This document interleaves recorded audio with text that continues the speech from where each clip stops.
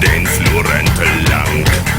Ich bin enttäuscht, jetzt kommt er rückwärts mir entgegen und ich bleib am Strumpfband kleben. Ich bin enttäuscht, total enttäuscht. Bück dich, bück dich, bück dich,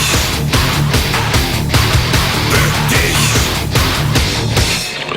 Das Gesicht interessiert mich nicht.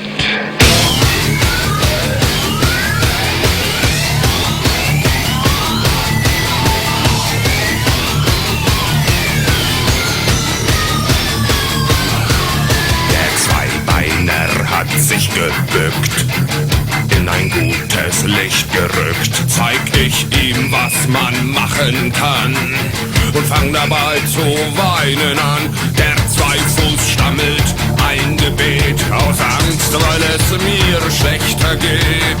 Versucht sich tiefer noch zu bücken, Tränen laufen hoch den Rücken.